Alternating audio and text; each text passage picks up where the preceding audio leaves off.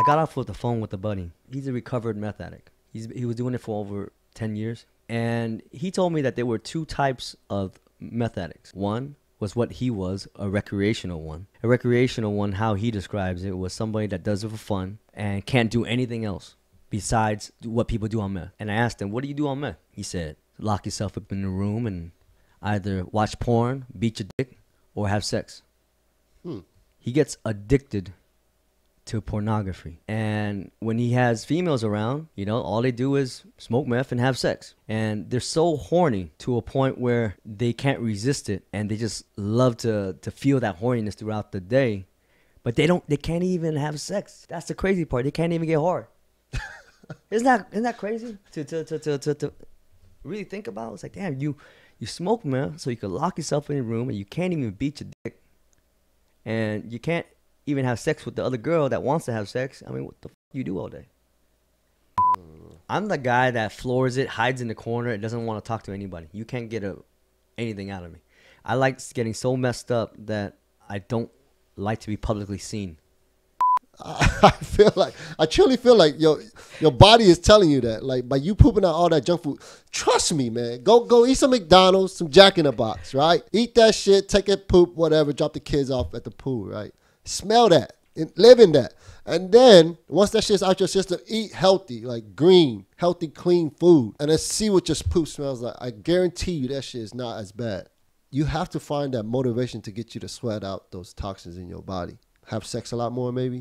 If someone goes up to you and say, oh, where did you get that done? It's because probably they got some Botox done and they're probably looking for a better one that fucked up on their face. Madonna, if you watching us, you know, we could be your friend. Your shit is fucked up, all right? Do not go back over there. Uncle, right? He told me straight up, all his homeboys that he grew up with when they were out drinking, whatever. He strictly drinks beer because he wants to stay away from the hard stuff because he knows too much of that shit is gonna fuck you up. And we were out just having a beer with him one day, and he told us, like, yeah, I mean, I only drink beer because if I look around right now, all my boys that drink hard liquor, they're all dead. How to talk about it when you're sober, you let that demon out of you naturally, normally by having a conversation with that other person. But once you get that alcohol in you, some people can't control it, can't handle their liquor, and things go overboard, right? And that's a perfect example. If you are that person, you know, like, you just could just talk to somebody about it. It'll help a lot more than you just going out there acting a fool. And being younger, not knowing these situations that are happening with people is just like, it's true. People don't know how to handle their liquor and they act out. But in actuality, they're probably going through some deeper shit.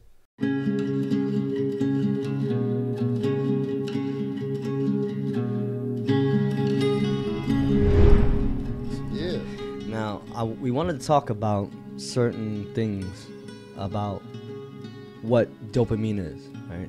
People translate that word to happiness. What makes you happy? Some may say food. Some may say porn. Some may say gambling. All the above. Even plastic surgery. Yeah. Right? Gym could get you there. Sex can get you there. Drugs can definitely get you there. The internet can get you there. Innovation. Innovation as in seeing something new and shiny. Oh, that's new. Oh, that's a new thing that just came out. Curiosity. People love that, you know? And the thing is that word dopamine. So dopamine is something that happens, that's released in the brain to give you that happy hormone. And that's what they call it the currency of what we live by, right? It can give you motivation. When you're in the pursuit of something, it can give you happiness, right? And the desire to want something. That's what dopamine comes from. And a lot of people, when they hear that they get a trophy after they win the race, they're not as happy as that chase when they're getting there, you know? And we can all relate to that. A lot of us, if we don't see the results right away, then we get bored easily and we kind of just drop it. What is your take on addiction and why people become addicted to certain things? Yeah, man, it's that dopamine for sure. Like, what makes you happy? It keeps you drawn besides the like and subscribers. Yeah, remember, like, subscribe, get addicted to that. But we're waiting. Anytime, any second. Takes like 2 seconds to go up there. Yes. Click button right there. Yeah, you know you want to do it. It's cool. You're driving. Wait until you pull over. You know, Yeah, better yet, you can look and drive. We trying to hit 1,000 subscribers, y'all. We trying to hit 1,000 subscribers, man. Oh, that would be nice. That's the next goal we have. Next milestone. Yeah, something productive that we can kind of give us off something of. to live for. Yeah. But yeah, no, I mean that dopamine hit is it's a real thing. it's definitely real. I think. Well, I could speak about myself. Wait until Carter wants to come out about it. But I struggle with substance abuse openly now, and after I acknowledged the fact that I had a problem, I looked very deep into it, and I'm not saying that it's the ADHD, but you know, it's definitely something that I can't dismiss. And you know, upon doing a lot of research and stuff like that, I realized is that what I needed the most, right, to get rid of this addiction was a detox. And a detox is just something that you just stay away from something. It's that plain and simple. But you know how not plain and simple it is to stay away from something that you're addicted to? It's completely opposite. It sounds easy, but it's a journey of a lifetime. Man, tell me about it. Journey of a lifetime. That's the word right there. And I've lost so many friends through addiction. You know, and what happens with addiction? Well, when I say addiction, I'm referring to substance abuse. The dopamine levels plummet, which means depression kicks in. So everyone has to understand that there's a baseline, right? Imagine there's an imaginary line right here. So as soon as you get that hit of that addiction, whether it be food, porn, gambling, gym, sex, drugs, whatever it be, right? You get that spike of dopamine inside your brain. Say for cocaine, for instance, it'll last about 10, 15 minutes, and it'll just go right back down to that baseline. If anything, below that baseline after that certain amount of time. And guess what you have to do right after? Take another hit. Spikes right back up. Goes right back down. It's like insulin. It's very fast, right? Versus when we talk about games, right? Or we talk about food, it actually lasts a lot longer. There's actually a little, I think there was a study about this. So this is, I'll give you a chart on the screen when I go find it. I was just listening to a professor over at Stanford University talk about dopamine. And he said that chocolate is 1.5 times the level of the baseline of what it peaks at. That's chocolate, right? 1.5 times of dopamine. Sex is double. Cigarettes. Can you guess what cigarettes are? Shit. Times 10? 2.5 times. You know what is equivalent to cigarettes? What's that? Cocaine. But you know what the worst of them all is? Crystal meth. Crystal meth is 10 times the baseline of what you're supposed to feeling when you're feeling happy. That gives you 10 times. Now, I got off with the phone with a buddy. He was a meth addict. Well, I don't want to say meth addict. I mean, he's a recovered meth addict. He was doing it for over 10 years. And he told me that there were 2 types of meth addicts. One was what he was, a recreational one. A recreational one, how he describes it, was somebody that does it for fun and can't do anything else besides what people do on meth. And I asked him, what do you do on meth? He said, lock yourself up in the room and either watch porn, beat your dick, or have sex. He gets addicted to pornography. And when he has females around, you know, all they do is smoke meth and have sex. And they're so horny to a point where they can't resist it, and they just love to feel that horniness throughout the day, but they can't even have sex. That's the crazy part. They can't even get hard. Isn't that crazy to really think about? It's like, damn, you smoke, man, so you can lock yourself in a room and you can't even beat your dick, and you can't even have sex with the other girl that wants to have sex. I mean, what the you do all day? And he says, no, that's just the lifestyle. And everybody around that knows that, low key knows that. And when he gets stuck, he was describing it as he believes, like 1000%. Well, I don't mean to say it sarcastically, but he believes that when he smokes meth, he gets access to the other dimension of the world. He gets to see the spirit world. And he says that I can go and Google this, and other people have the same type of experience and stuff like that, but I just didn't have the time to do it. But I'm just going to take his word for it, with his experience, that is. And anybody that understands the science behind it, when you have excessive dopamine inside the brain, the hallucination starts to happen. So I'm not saying that he was hallucinating, but that's what science says. And so going on with what he was saying, he's saying that he's the recreational user, and there's the other one. The other one is something he calls the functional meth addict. Someone that's able to smoke meth and still function and just to feel normal, because they're trying to balance out that dopamine so they can function throughout the day to get the job done. And we call those people the ones that are addicted to Adderall. So Adderall is meth in a pill. Remember we spoke about this previous episodes? Kind of. Yeah, so Adderall is a pill where they use it to focus.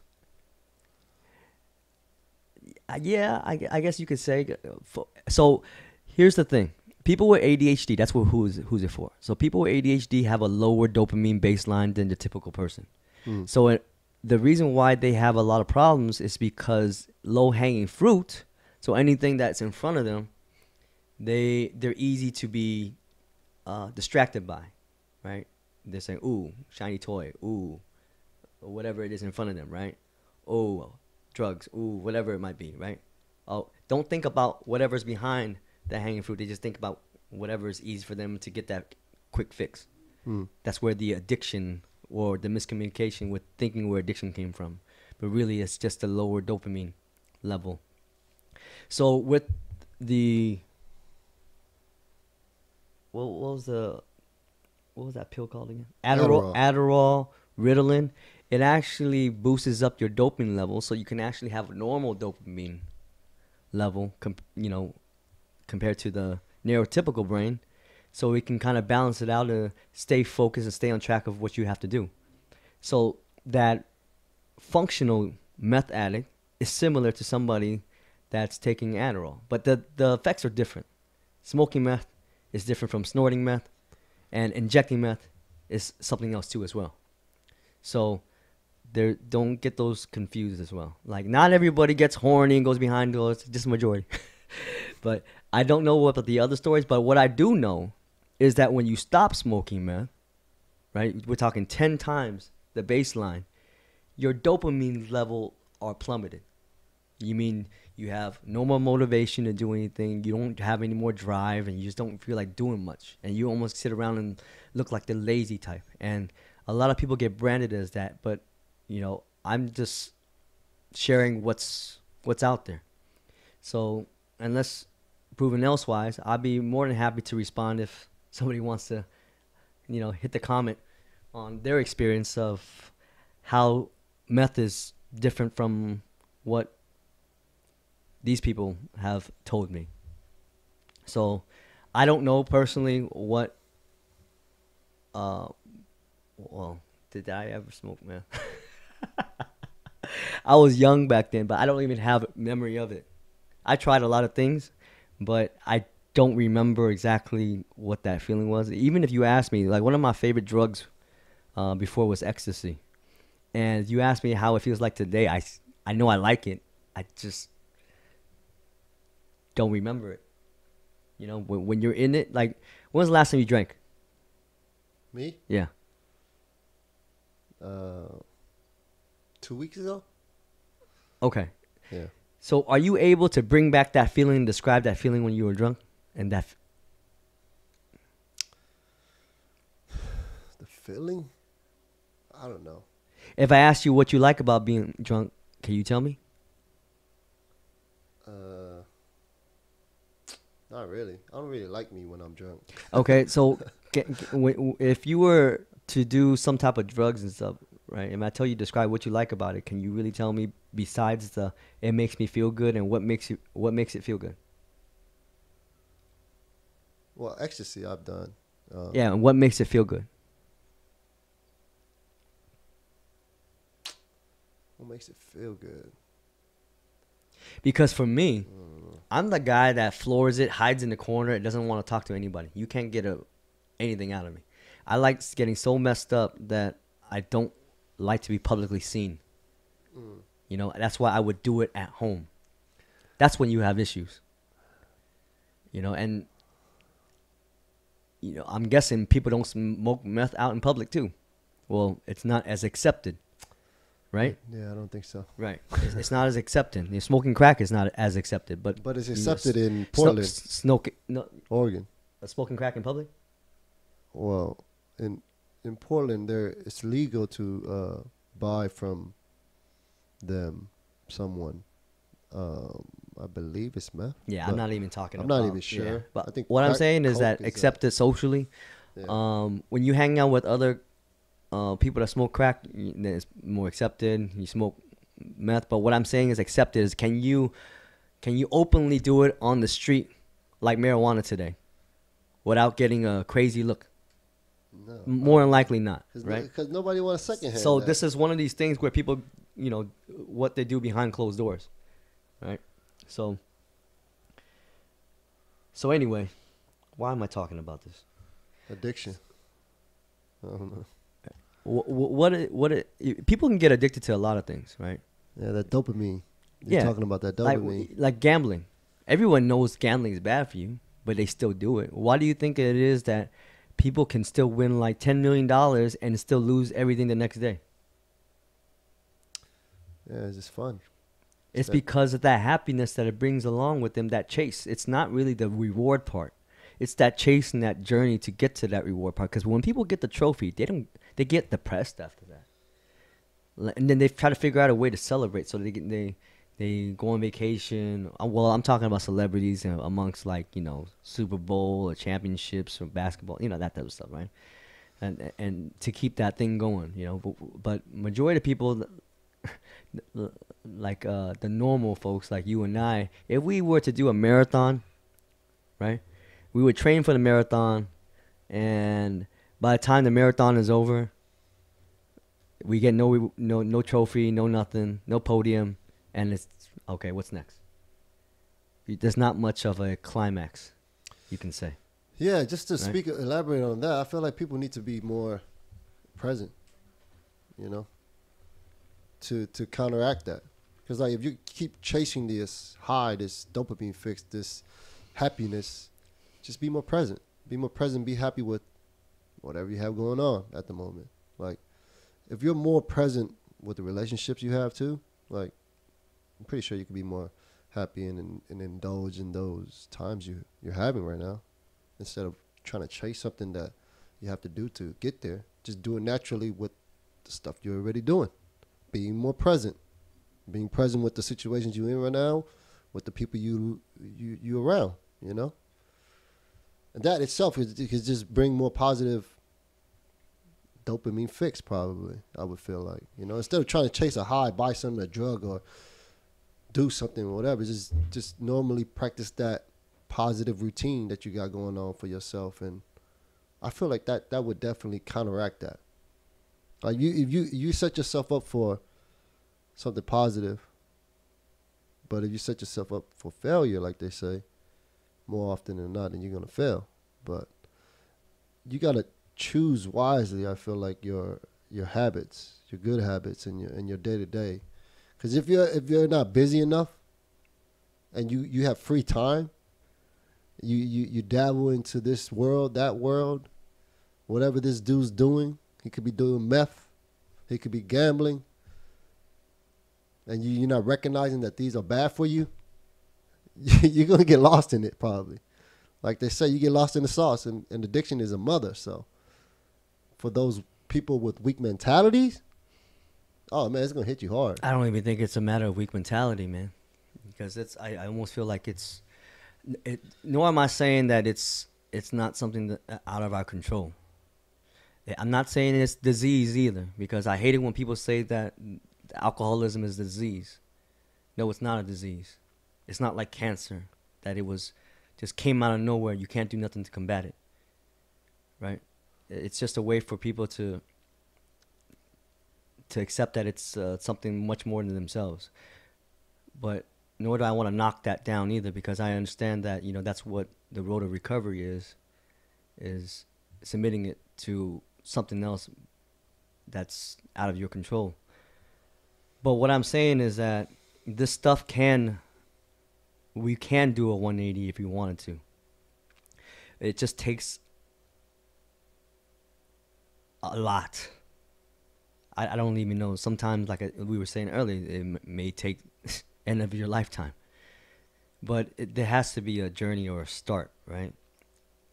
And when we look at dopamine, like we were just talking about earlier, that baseline that it hits, as soon as you hit that thing, it drops below baseline. And if you actually understand that you're inevitable for this, like this is going to happen to you, whether you do anything, you can do, like same thing with food. Food never tastes the same the first time around.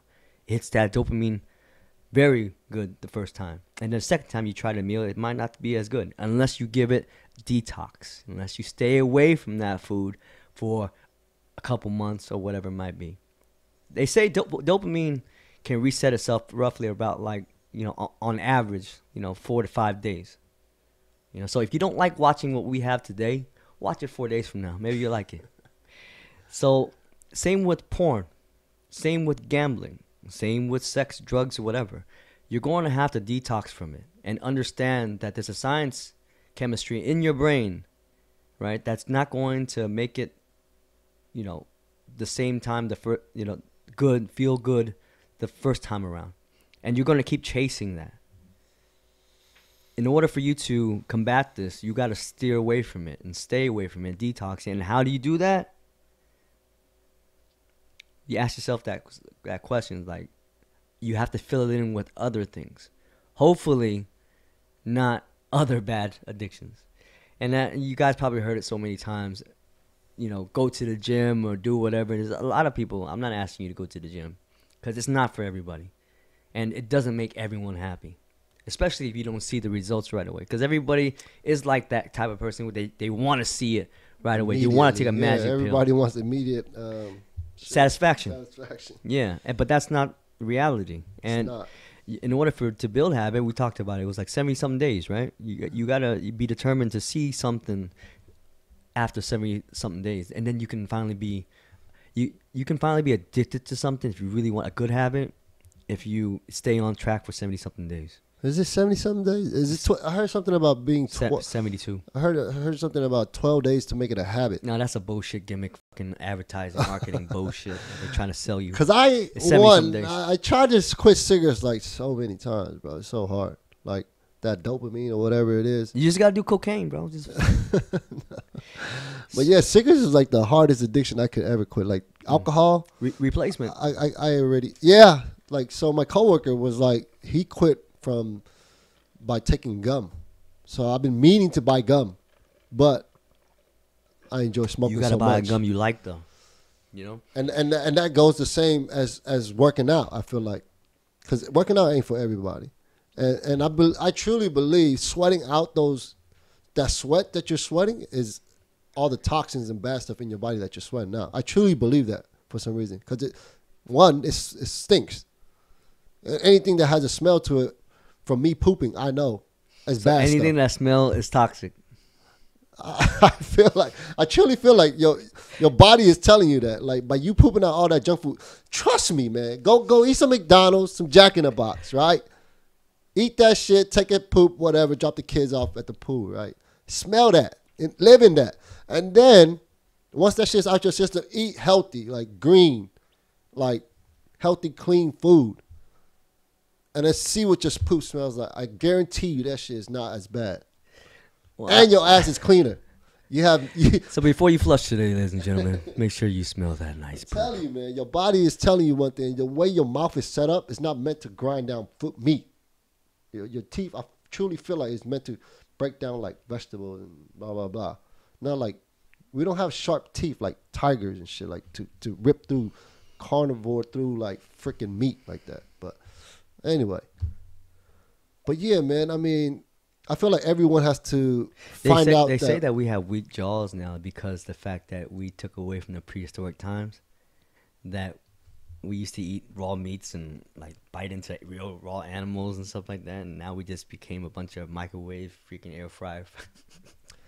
I don't know, like sensitive chewing gums. I don't know. But like I said, I feel like I look at our teeth. It's like it's not sharp like carnivores. What, no more canine sharp. We have two, but I mean, you look at animals like tigers or bears. Their teeth is super sharp all the way around because they're made to rip through these meat. But like I said, I mean, I don't know. That's just my theory behind it. But what I was gonna say, yeah. But working out though, like my brother, he never worked out a day in his life. I've been trying to motivate him to do it. I bought the gym membership for him, everything.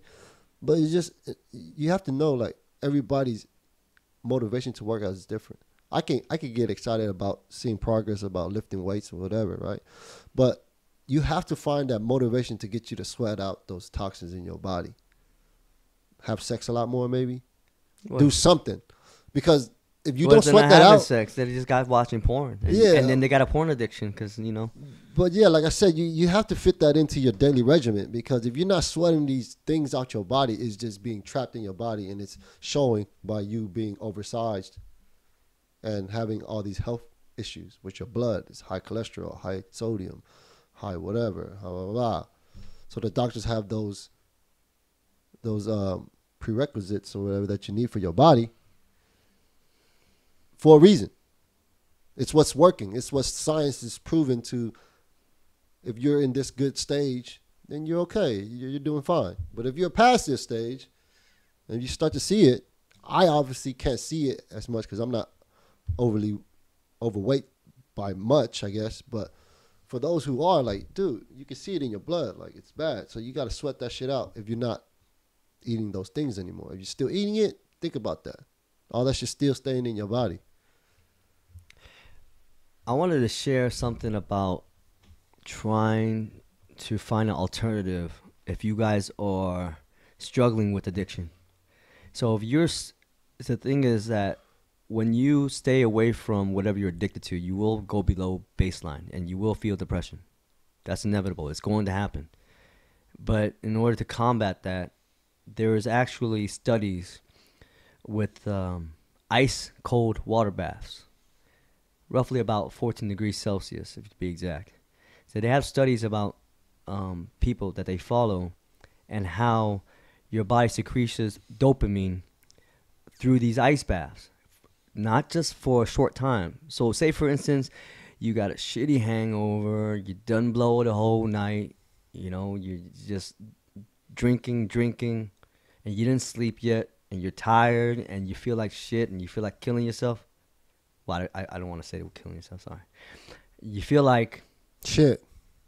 The thing is, there's actually science-backed evidence that if you take this ice bath, it'll raise your dopamine levels up. But sorry, let me rephrase that. Dopamine is like a cup of water. Once you empty it, it's gonna take some time for it to come back. So it's like how we know serotonin, right? When you drop E, there's only so much, serotonin that can be released. And then after that, you just keep chasing those pills and it does nothing for you. That's the same concept. So dopamine, that happy pill, that happy hormone, not hormone, but that could be released if you even get vitamin D. And you guys know what vitamin D is? What's vitamin D? The sun. The sun. Get some sunshine. Too much sun is bad though. Right. Not too much sun. 20 minutes a day is very good. Just take a pill, man. Vitamin D. Put in your vitamin pills that you need, that you're lacking in. Vitamin D. Get some vitamin D in your life. Oh, and K12 too. Omega-3s. Yeah. It's good. MCTs. That's a little bit debunked. I got to take that off the list. Fish oil is debunked. There's no science-backed evidence that they can prove to say that it's actually beneficial. But you guys can argue that all you want for all those guys that are spending all their money. For me, myself, I spent every single dollar at the supplement store. Like I would spend about $300-$400 a month on supplements, and I would take about 20 pills a day. So when it comes to supplements, I am supplement king. I've taken everything on the thing, and I'm telling you. How about MCTs? My best suggestion to anybody is don't take none of that shit. And if you go into the gym, don't take none of that shit. The only thing that I recommend is possibly protein powder if you can't fulfill your protein intake. Maybe pre-workout if you just not as motivated to get you a stimulant going just to get you in that door, which I don't recommend. No, I don't right? like that shit either. Right, I do black coffee, right, and I switch up a can of energy drink once in a while. You know, so I'll do like a week of energy drink, and I'll do a that can shit's bad for you too. Yeah, caffeine. Like I said, caffeine is sugar. bad. I just told you, there's no science-backed evidence saying that aspartame is bad for you since the 1960s Japan. Right? Okay. There's no science back behind that. A lot of people can discredit anything. They prove me wrong. Send me an article saying that aspartame, it can kill you, or is bad for your health, or is cancerous. Well, it takes time for things to happen. Right. But it's been since the 60s now, 60 years of data. So no one else has proven elsewise. So let's just put that on the back burner and try to stop shutting down aspartame. Only aspartame I'm talking about, nothing else. Okay, so not stevia, not anything else. Okay, so my whole theory behind that was that I saw this I was on a health mode for like 2 years, so I was just looking and researching whatever, right? So there's one person told me, like, if you can read the ingredients and see what's in it and you can't even pronounce it, that's probably bad for you. Sure. Because one, it's probably man-made. Sure. It's not natural. Sure. It's not a natural thing. That poison ivy is natural, but nobody eating it. I'm just saying. But yeah, you can't eat everything. I'm just saying. So you can't. So that's not really a good argument. But I'm just saying, it's like, right. it's well, we are smart. We could create things that's probably good for you. But I don't know. I just went off that, and that just kind of stuck with me. So whenever I read the ingredients and things, like if I can't understand it, I gotta look it up. It's probably not good for you. That's basically what the dude was saying. So that's my whole thing behind that. But yeah, I feel like you should understand what you put into your body. So yeah, I mean, if you read it, you looked it up, and there's no history saying that there's nothing bad with it. Zero. So be it. So it's good. But I'm not here to fight this battle that's been fought for 60 years already. So leave that. I'm not touching that. I can tell you, condensed milk and Vietnamese coffee ain't the best, but I still drink it. So my buddy, my coworker we were just talking about MSG. Okay, there you go. And that was another thing. That's a subject to argue. That was another thing back in the day that supposedly white America was scared of the Chinese influx coming in from China, people stealing jobs or whatever. So they made MSG a bad label. That's what my recollection of that is. And then they tried to persuade people not to mess with Chinese people because all the food was MSG related. They had MSG and all that shit. But nowadays, MSG is supposedly in everything. Like so the chips. MSG is monosodium glucinite or some shit. Yeah. Something. Glucin. You can probably find some shit right here. In Chinese cooking and Vietnamese as well. Yeah. For those who want to argue with this whole Vietnamese people don't use MSG, all we eat is MSG. If you know fish sauce, look at the bottle. Nothing but MSG. The whole thing is, that's why it's addictive. But that's not what I'm arguing. All I'm saying is that MSG is very popular within Chinese or Asian cuisines. Yet my grandfather has been eating it for over almost 100 years now. So please, I don't know exactly what they want to argue, but MSG, I can agree that it does get me dehydrated a lot faster than I'd like. It does. It does. You get thirsty. And other than that, So I don't dry really have throat. any side effects from it. Yeah. Thank God, as of right now. I don't either. But if you guys have some type of article proven elsewise saying that it's bad for your health and it's cancerous and stuff like that, we'd love to talk about it. So send us that article. In anything we do, we're talking about video games, gambling, or porn. Like I said, I keep bringing up porn. But steer away from it and give yourself some time to detox, because what happens is that your body actually has an internal clock. So let's just say you're used to having a gym fix in the morning at a certain time. Your body is going to react that same way the next day once you don't have that fix. Because if the gym is giving you those endorphins or dopamine fix that you need, you're going to have that feeling of not withdrawal, but a temptation the next day, the same time of day. Whether it be, well, food, I don't want to say it's because that's some other hormone called ghrelin and leptin, but that's another conversation. But let's just say you watch a certain TV series at a certain time of day, you're going to be thinking about it. You wake up in the middle of the night to play this video game. You're going to feel that way every single day. It's just the way your body is going to react to the detox when you're staying away from something. Right? Find a replacement for it. I feel bad for the people that, well, if you like eating food, just go to the gym and work out and eat what the hell you want to eat after that. You know, you don't have to starve yourself.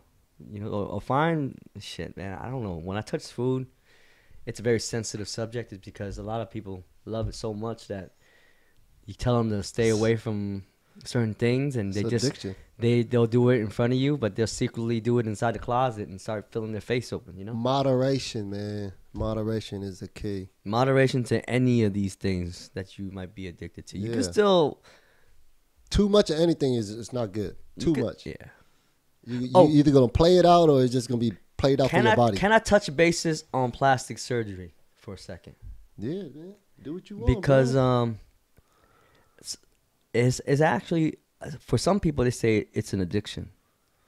I knew there was something different about your face when you came back from Vietnam or something. Man. You got some plastic surgery over there? Yes, I look about for the low.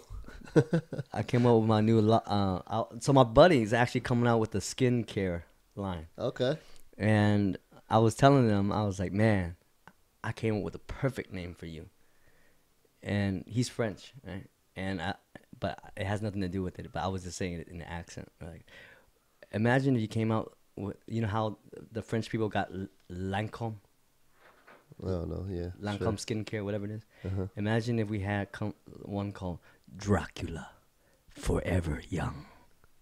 And just put it all over your face. Someone has said to me the other day, said, damn, don't you fucking age? It's like, he said, this motherfucker's a vampire. So, I mean, that's a compliment, right? But when it comes to going back to plastic surgery. Hey, you know, we probably could sell some of your blood to these women, man, because beauty market is hot. And they'll look at you like, it works. Your blood is good, man. They just I'm actually 75 years old.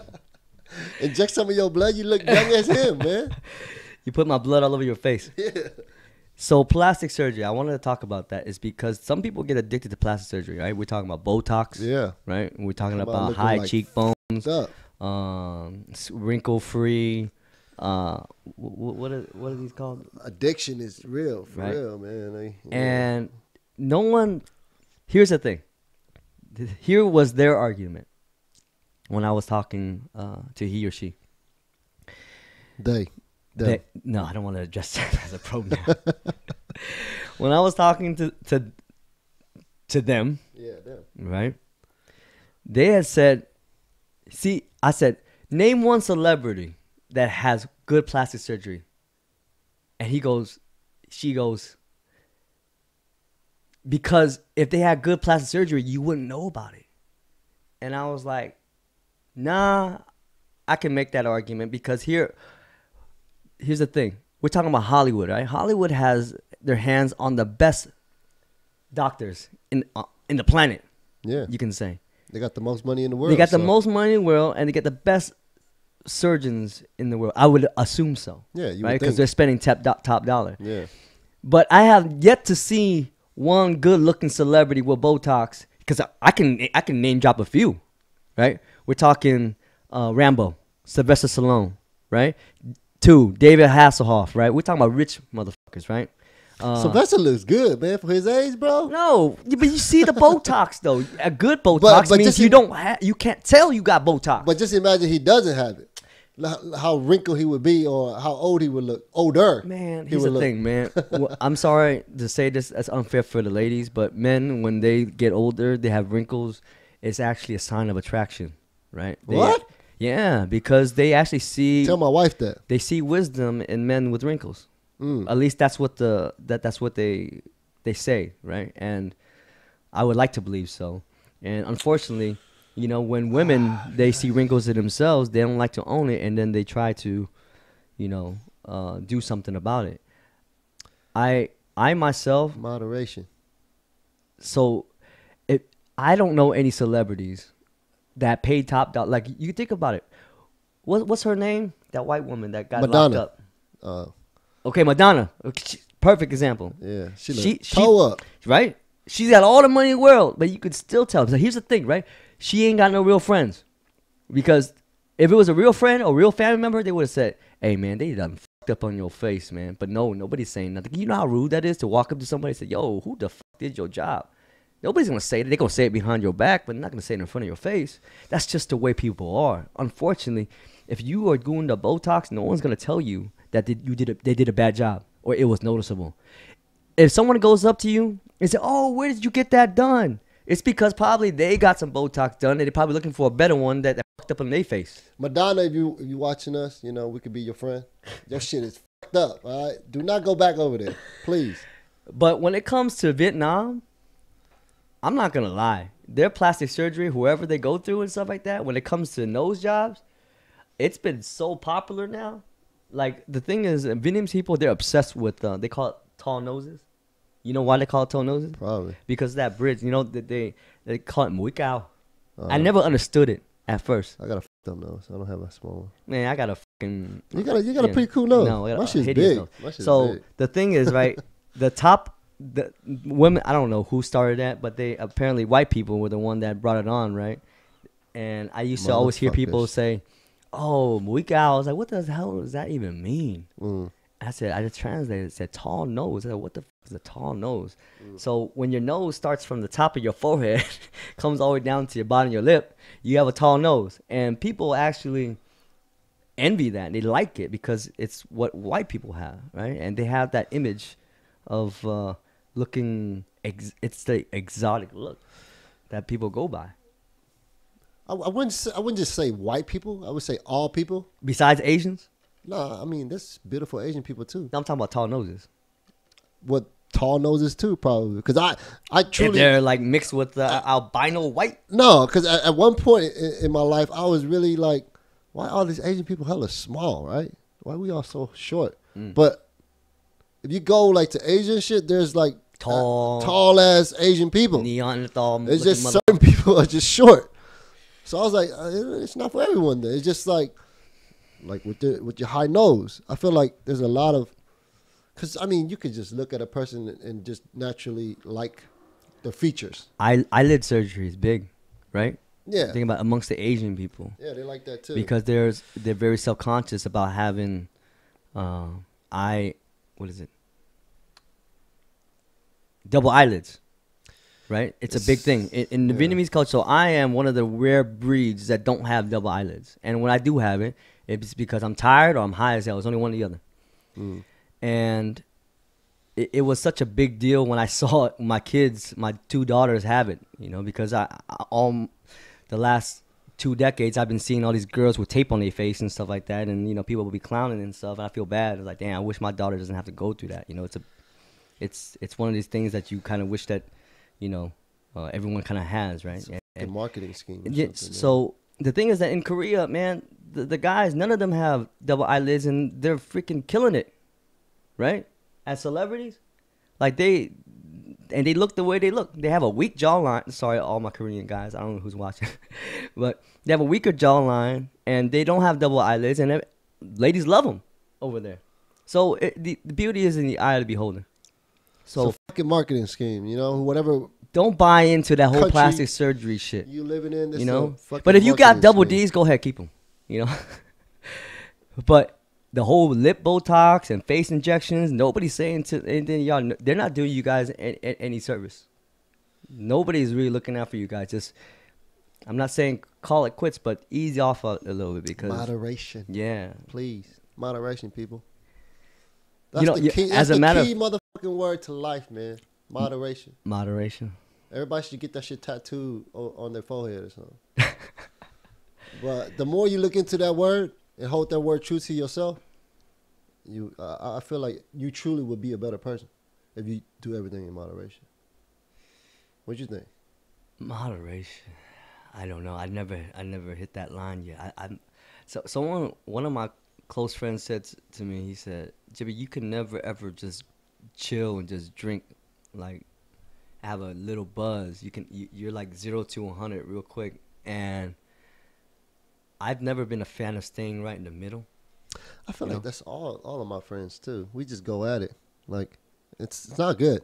Definitely. We can't enjoy a fucking one drink like normal people.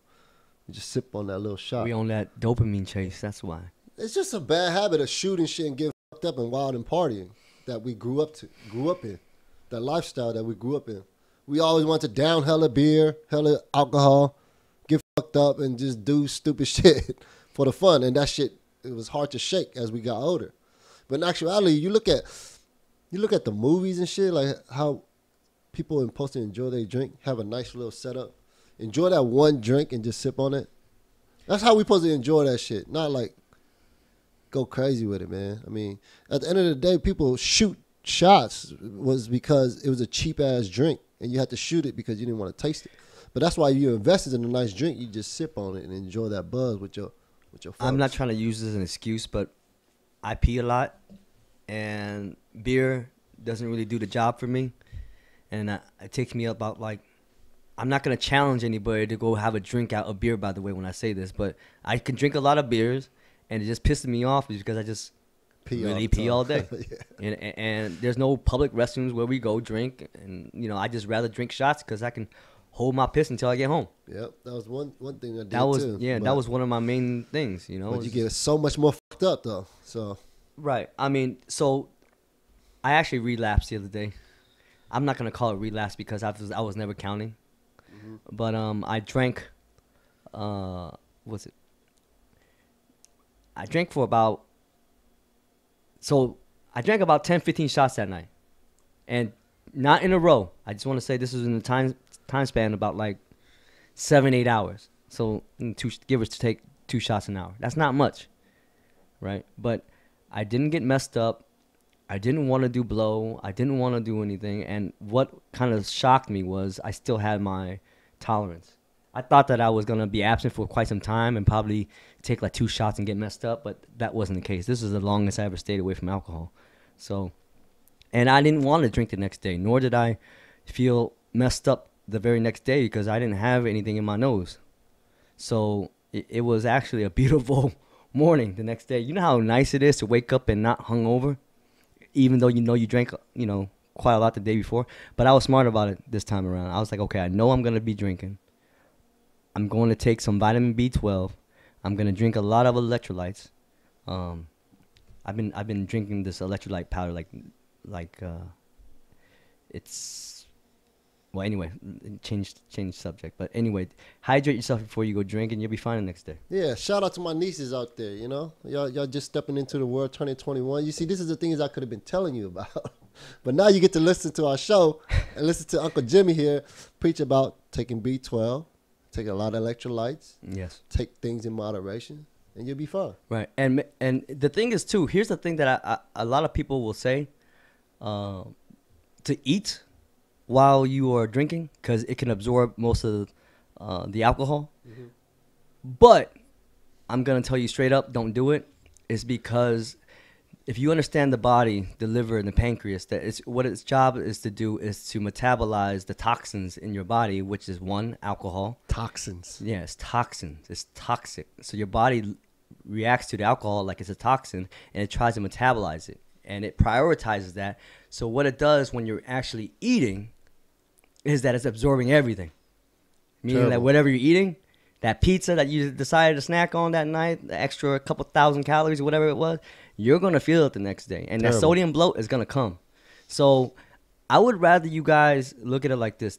Take 1, 2, 4 shots max throughout the day, throughout the night. See how it feels. If you're not messed up and great, take 1 per hour. Have a cup of water every single, water doesn't do anything. Have one of those electrolyte powders laid around and shake it up in a bottle and have that on your side.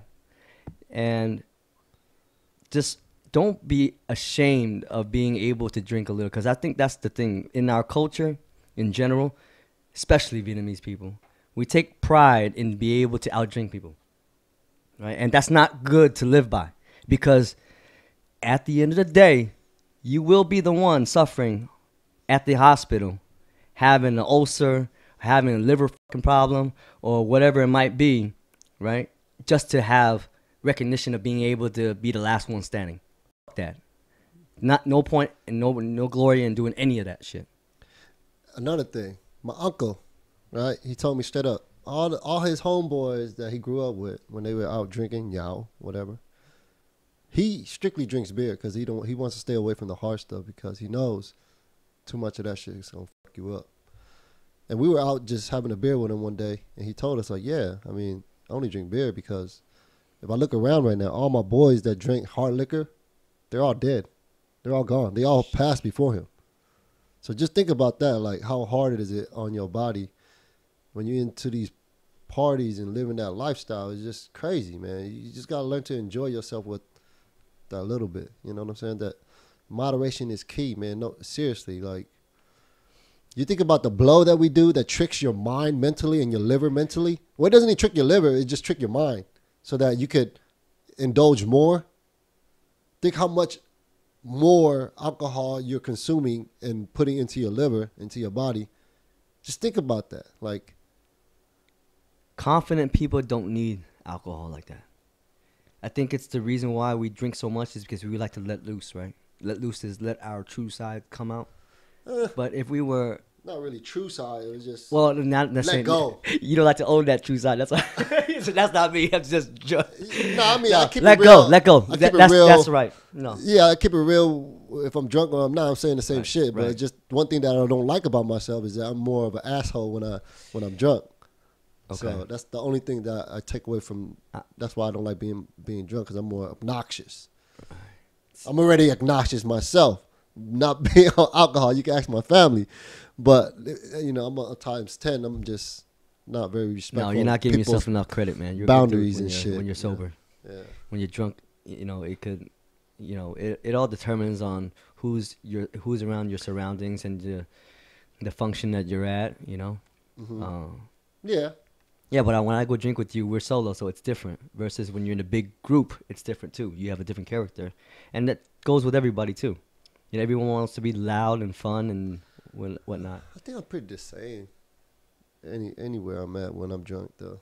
I just feel, I know I'm like obnoxious, like I do obnoxious ass shit. The volume could turn up a little bit, yes. Yeah. But overall the intentions are still in the right place. Yeah, so for sure. You're not out there to try to harm people. No, other people are yeah, very emotional and they're reckless and they can tend to do stupid shit and use alcohol as an excuse to let go of their true selves.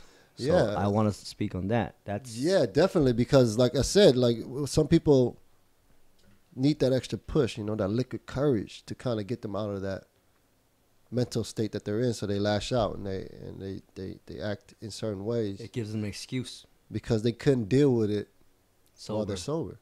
Imagine learning how to talk about it when you're sober. You let that demon out of you naturally by having a conversation with that other person. But once you get that alcohol in you, some people can't control it, can't handle their liquor, and things go overboard, right?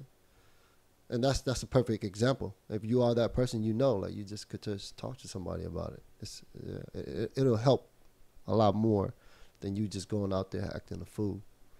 And being younger not knowing these situations that happening with people is just like, it's true. People don't know how to handle their liquor and they act out. But in actuality, they're probably going through some deeper shit that they need to be addressed. That needs to be addressed, but they don't know how. And don't hold it against them that they're acting that way. Or just try to help them. You know, just be better as a person. Yeah, if you have a friend that's, you can clearly see that struggling from substance abuse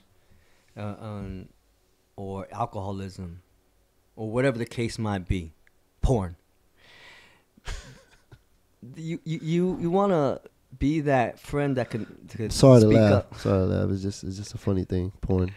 It's been coming up a lot. It's a natural thing. People do it all the time, but just, moderation is it's very key. common. I'm trying to make it Moderation is key. more a norm. Yeah. Right? And how you do that? You talk about it. Well, sure. I mean, if we want to beat our dick in front of the camera. We try to keep it PG, man. I got nieces and shit hopefully watching and learning something from this. So, yeah, we try to keep it PG and over 18, but it is what people do. So, and it's... Sorry, I lost my train of thought after porn. But, yeah. No, if you see a friend that's, struggling with addiction. I had a talk with somebody recently about this too, and they don't know how to go about it. And I said it was more simple than you think. We kind of overthink these situations when these people just need that attention that you should give them. It's that simple phone call and say, hey, I'm here if you need me. I mean, it's hard to say the very first time, but if you make it a habit, it's just a part of the regimen. It gets easier. Yeah, you don't have to overthink these little like a lot of people go like, oh, you sound so whatever. I mean, what do I sound like, a good friend? Yeah, exactly.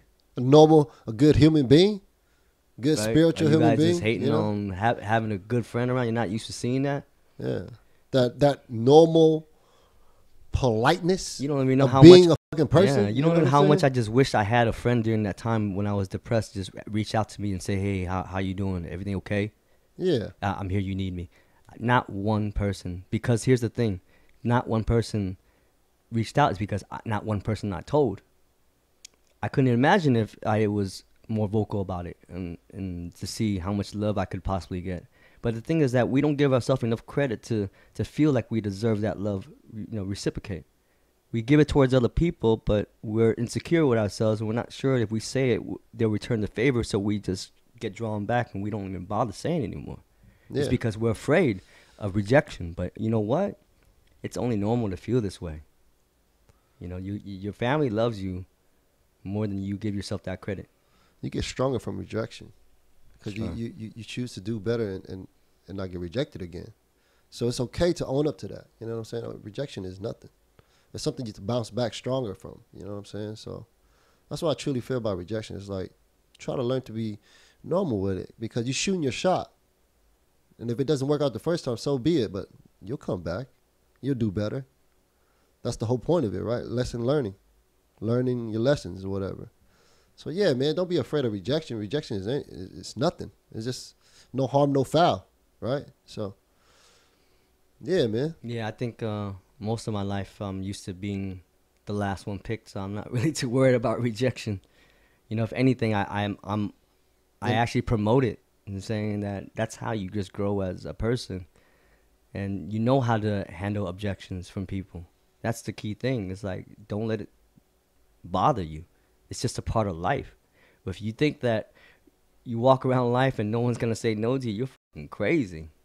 It's just a part of life. And a lot of people aren't used to hearing no. And they get offended when people tell them no. Yeah. And they feel like, they're being disrespected sometimes. But anyway, that's a whole another topic. Yeah. No, man, just practice doing better, man. Being better as a person every day. So that's something I definitely feel like you should fit in your regimen, your daily routine. Just being a better person as a whole. I mean, I truly feel like it rubs off on the world, what you put out there. If you put out negativity, it will come back to you, negativity. But I feel like you truly put out positivity out there, you'll get it back tenfold. I truly feel that because I've been around negative people before, and it's just seeing one negative person live with another person and made that other person into a negative person. It's natural that that's what will come. You are who you hang around with, right? That's one of the oldest sayings, and I truly feel that that's true. Like you are hanging around like Vietnamese people. Remember I told you that saying? What's that? Gần mực thì đen. Gần mực thì đen. Close to the squid is black. Yes. Gần đèn thì sáng. Close to the black is Gần bright. đèn. Close to the light is bright. Correct. That's what the old saying, the Vietnamese saying. You know, you will stain yourself if you hang out with ink. You know, mực, not squid. Mực is ink. Right. But mực is also squid. Yeah, it is. Well, that's the Vietnamese language for you. Yeah.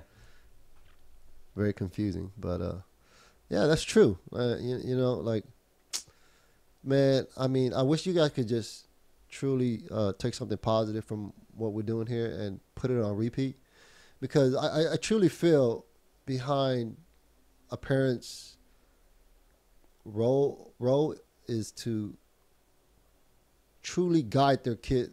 They know best. My mom, you know, like she used to always say the certain things that moms say. And then it only hit me till I was probably like in my late mid 20s. I was like, damn, my mom always said that shit. She was right. So, with that being said, put this shit on repeat. Let it register a couple more times, and hopefully you can practice something positive and put out something positive, more positive in your life, kind of thing, in a sense. Because the more we hear it, the more we try to listen to it and practice it, the better we'll be as a person. So if you're like having trouble speaking, talking to someone about it, calling somebody up or whatever it may be, it's just like, put the shit on repeat, man. Just take another second, let that shit sink in, register for a little bit. Me and Jimmy, we kind of naturally, no, well, obviously he wasn't natural with this, speaking about it, but I feel like my wife always gives me shit because I always say everything is easy. But I don't mean it really like that. I just mean like, as long as you find the steps you need to take, it'll become easy. Because I truly feel nothing's hard that a human can do. As long as you find the steps necessary to do what it is, it'll become easy. So nothing, I always say, like I always tell like, oh, that's easy. That's nothing. I think you're trying to say is nothing's impossible. Nothing's impossible, yeah. So I always go like, oh, man, that's easy, you know? Because I figured out the steps that it took to become what it was or what it is that we're talking about. So I truly feel like if another person's out there can do it, you can do it too. And one thing, when we always get into a conflict about something, I'm like, oh, yeah, let's just go YouTube. YouTube teach you that shit. That shit's easy. I know how to do that. Just go into YouTube. They'll show you exactly how to do it. Boom. Bam. Done. But some things are easier said than done, right? Like we just said, addiction is something that people combat their whole lives. And yeah, and I'm still going through it. I'm at fault myself. With the support of your loved ones or whomever it is that, you know, you can rely on, don't be afraid to ask for help. You know, be an accountability partner. You know, tell them and say, hey, if you don't see me next Friday, that means I'm stuck at home when I'm doing drugs or whatever, stuff like that. Please give me a call and check up on me because I don't want to relapse or do whatever. It's like, don't be afraid to say stuff like that. Ask for help. Yeah. Ask for help. Yeah, and hopefully, like, listen to us just bullshit. You know what I'm saying? Like, hopefully this can give you some more strength to take that next step to better yourself. Yeah, we are all going through it, and we've been through it. So yeah, man. I mean, it's not easy, and it's not. You know, we're with you, and that's why we're making these podcasts. These episodes, shows. Yeah. So just to let you guys know that you're not alone. Addiction is real. Yeah, and it is a mother. So. So anyway, well, I think it's time. Let's wrap this up. Yeah. Hey, thank you guys for listening. Remember to click like, subscribe. Yeah, because I mean, at the end of the day, click that like, subscribe, so we can spread, you know, more awearness like we've been preaching. Yeah, let us know that we're not talking to ourselves, you know. That's it. Yeah, man. That's all we trying to do. Yeah. Just Give lift us up some motivation so we our can people around us, man. So keep the next episode. This is what drives us going. That like button. like, subscribe, notification bell, all that. So Hey, thank you guys for listening. That's our time. be cool. Love each other. Oh yeah, be kind to one another. Peace.